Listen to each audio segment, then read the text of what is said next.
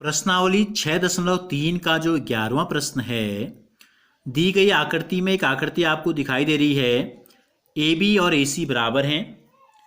दी गई आकृति में ए से बी तक की दूरी और ए से सी तक की दूरी बराबर हैं।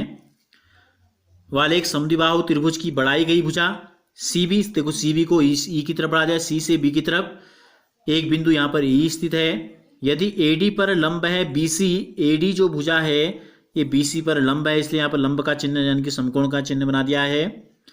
और ई एफ पर लंब है ए सी, ई एफ जो भुजा है ये ए सी पर लंब है, या ई एफ लंब है ए सी पर।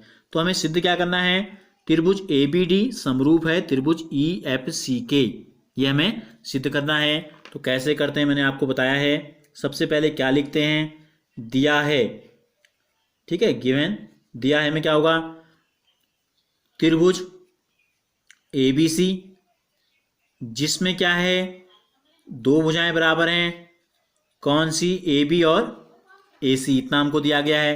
इसके अलावा हमें दिया है, देखो ई एफ लंब है ए सी पर, व दूसरा क्या है, ए डी लंब है, ए डी जो लंब है ये बी सी पर। इतनी चीजें हमको दी गई हैं।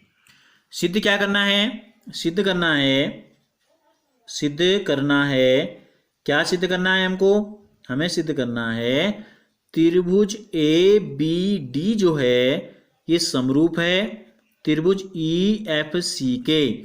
ए बी डी यानी कि ये वाला त्रिभुज ध्यान से देख लो, ए बी डी, और ई एफ सी ये नीचे वाला त्रिभुज है, ये दोनों हमें समरूप सिद्ध करना है।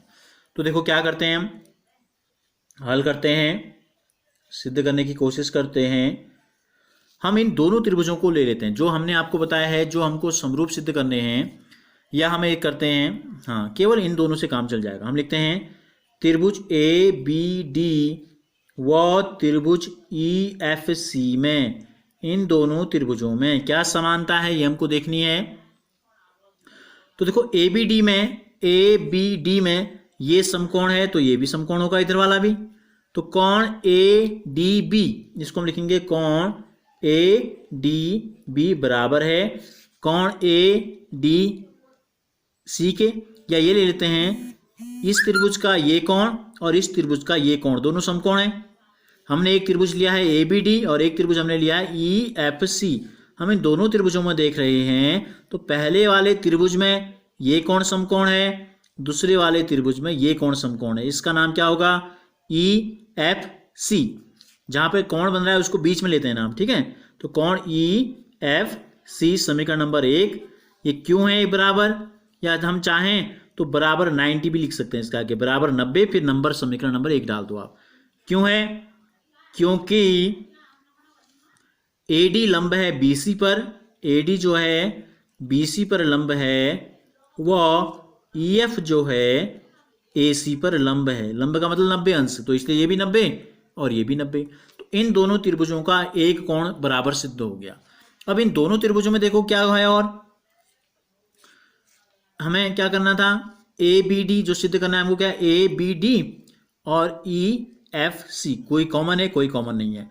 अब हम क्या करते हैं, देखो इस त्रिभुज का, पहले वाले त्रिभुज का कोण बी और दूसरे वाले त्रिभुज में जो आ रहा है कोण सी आ रहा है, तो कोण बी और कोण सी भी बराबर हैं। क्यों है मैं बताता हूं आपको।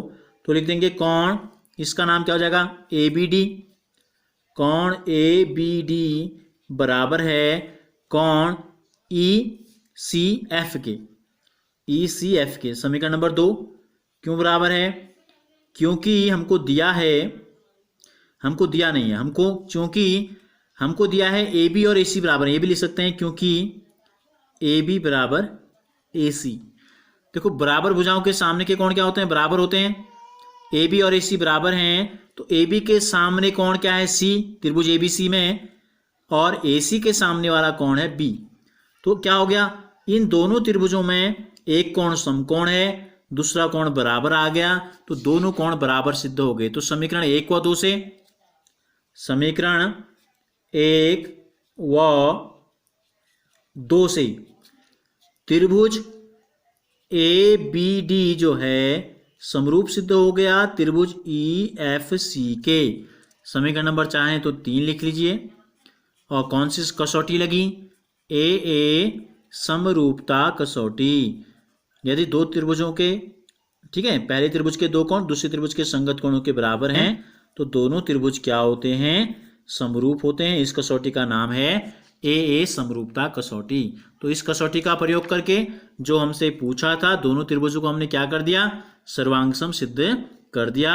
यही चीज हमसे पूछी गई थी तो इसको लिख देंगे सिद्ध हुआ।